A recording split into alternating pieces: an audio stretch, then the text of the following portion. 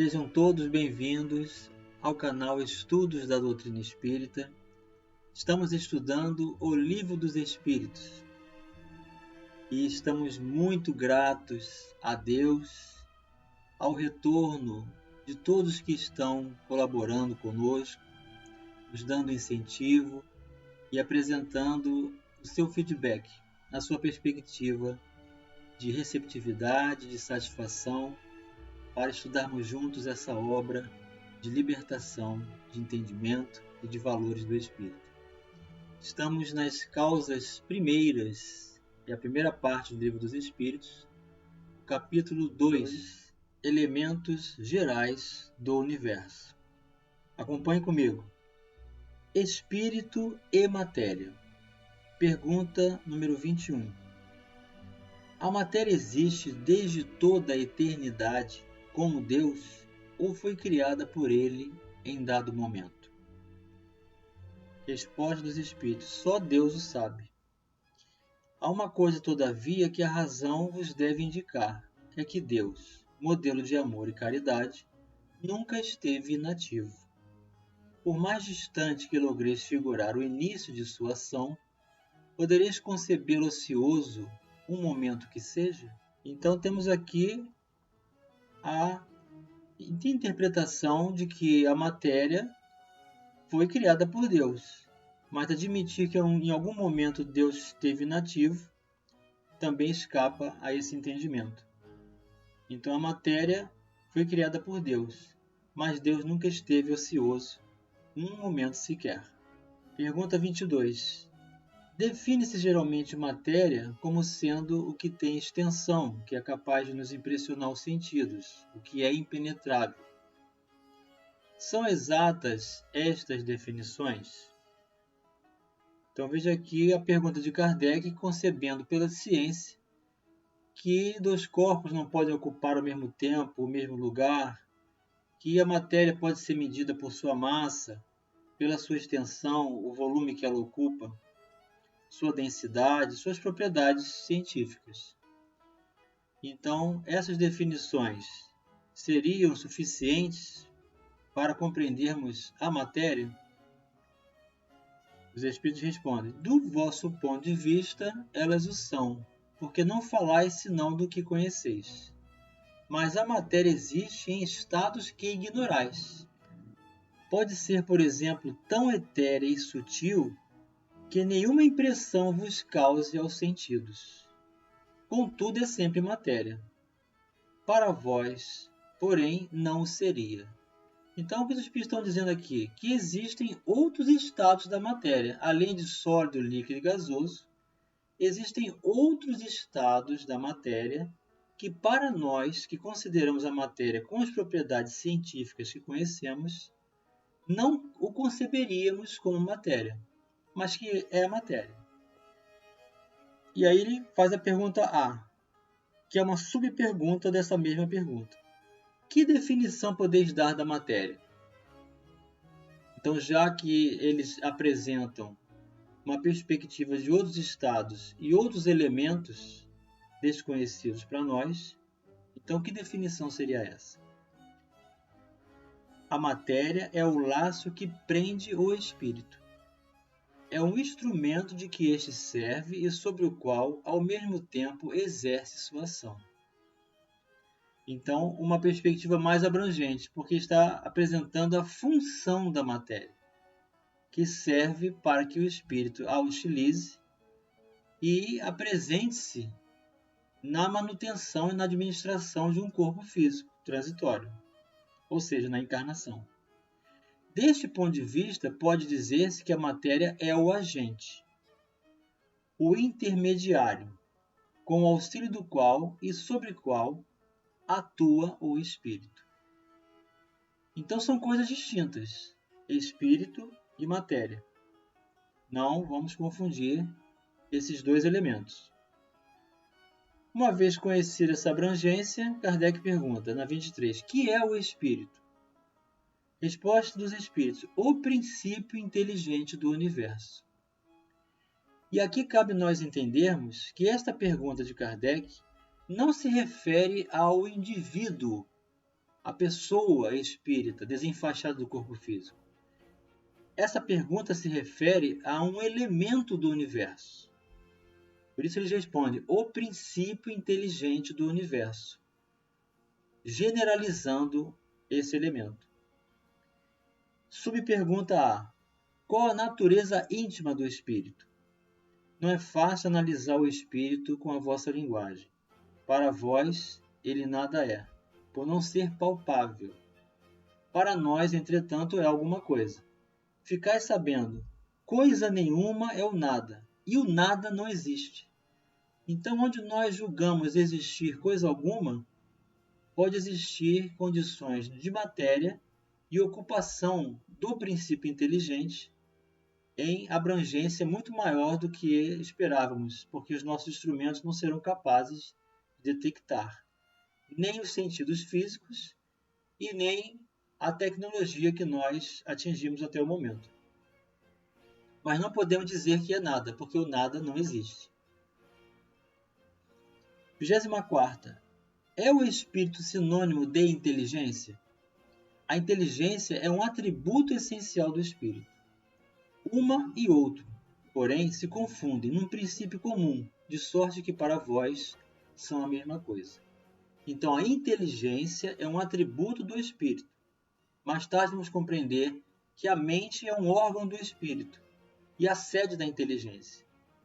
Então, como nós estamos ainda abordando esses valores e faltam-nos elementos comparativos, nós fazemos geralmente que a ideia da inteligência e o espírito são a mesma coisa. 25ª. O espírito independe da matéria ou é apenas uma propriedade desta? Como são as cores, o som da luz e o som é do ar. Ou seja, nós só distinguimos as cores por conta da luz. Sem incidência de luz, não distinguimos as cores. E o som só se propaga se houver o ar como veículo material. Onde não há esse veículo material denso, o som não se propaga. Onde o som se propaga com mais facilidade é porque o ar é muito denso. Então existe essa relação de cores com a luz e som com o ar. Então Kardec está fazendo essa comparação perguntando se o espírito independe da matéria ou é uma propriedade desta. Resposta dos espíritos: são distintos uma do outro, mas a união do espírito e da matéria é necessária para intelectualizar a matéria. Veja que interessante. A união do espírito com a matéria, que é a proposta da reencarnação, onde nós vamos ter as oportunidades de crescimento, de progresso e valores educativos a reconsiderar, enquanto estamos evoluindo moralmente, a matéria segue também o seu processo de progresso, de intelectualização, de organização. 25A. Essa união é igualmente necessária para a manifestação do espírito? Agora observe o que está entre parênteses. Entendemos aqui, por espírito, o princípio da inteligência, abstração feita das individualidades que por esse nome se designam. Então aqui está confirmado, eles não estão se referindo ao indivíduo, mas a um elemento do universo. Resposta dos espíritos: é necessária a vós outros, porque não tendes organização apta a perceber o espírito sem a matéria. A isto não são apropriados os vossos sentidos. Então, o espírito é a imagem e semelhança de Deus, uma centelha divina, como muitos dizem. Muitos querem fazer uma comparação. Mas nós ainda só entendemos e concebemos o elemento espiritual e até mesmo o indivíduo associado a algum nível material, até mesmo para o perispírito mais grosseiro de que necessitamos para reencarnar. 26ª. Poder-se-á conceber o espírito sem a matéria e a matéria sem o espírito? Pode-se, é fora de dúvida, pelo pensamento. Então, pelo pensamento, nós podemos expandir concepções e ampliarmos horizontes de valores e entendimento, desvinculando-nos da matéria. 27ª.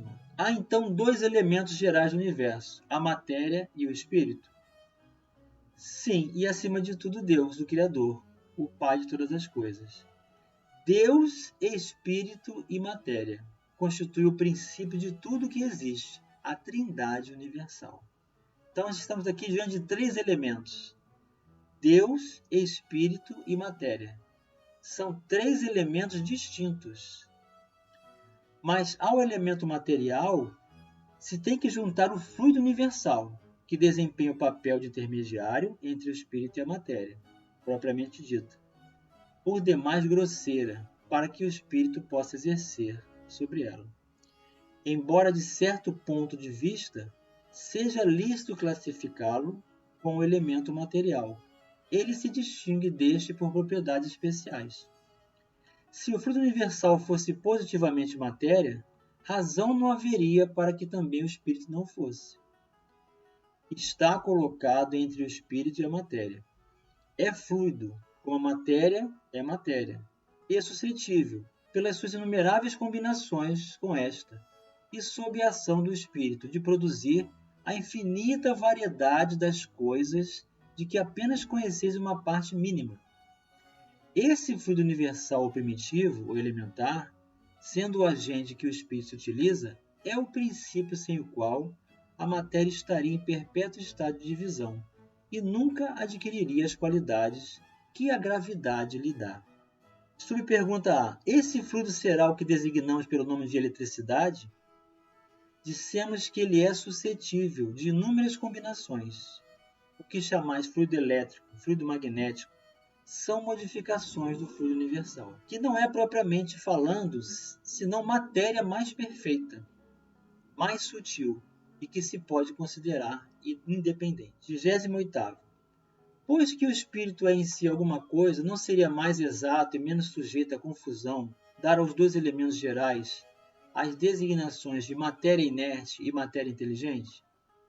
Então, Kardec está tentando ser didático e apresentar uma proposta de classificação através das palavras para nos facilitar o entendimento. Veja o que os espíritos respondem: as palavras pouco nos importam. Compete-vos a vós formular vossa linguagem, de maneira a vos entenderdes. Então é mais importante que nós nos entendamos do que propriamente estabelecer conceitos e recursos didáticos para diferenciar valores. As vossas controvérsias provêm quase sempre de não vos entenderdes acerca dos termos que empregais, por ser incompleta a vossa linguagem, para exprimir o que não vos fere os sentidos. Um fato patente domina todas as hipóteses. Vemos matéria destituída de inteligência e vemos um princípio inteligente que independe da matéria. Aqui já é o comentário de Allan Kardec. A origem e a conexão dessas duas coisas nos são desconhecidas. Se promanam ou não de uma só fonte, se há pontos de contato entre ambas, se a inteligência tem existência própria, ou se é uma propriedade, um efeito. Se é mesmo, conforme a opinião de alguns, uma emanação da divindade, ignoramos. Elas se nos mostram como sendo distintas. Daí o considerarmos-las formando os dois princípios constitutivos do universo.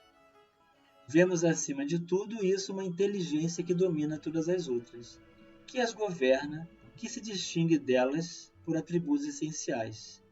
A essa inteligência suprema é que chamamos Deus. Então veja como é importante nós encontrarmos as palavras adequadas, a proposta de união dos nossos valores de entendimento, que nós somos todos iguais no momento em que nos unimos e nos propomos a realizar o bem. Que as palavras não sejam motivos de dissensão, de separação entre nós, mas que o espírito do bem, do amor, da paz, do trabalho com Jesus possam nos unir nesses propósitos maiores de crescimento e de valores para a nossa saúde integral, para o despertar da consciência religiosa. Que a paz de Jesus esteja com todos. Continuem enviando-nos suas mensagens, colaborando conosco, comungando com esses valores. aqui no blog pessoal do Facebook, também no canal do YouTube, Estudos da Doutrina Espírita. Um grande abraço e até o próximo vídeo.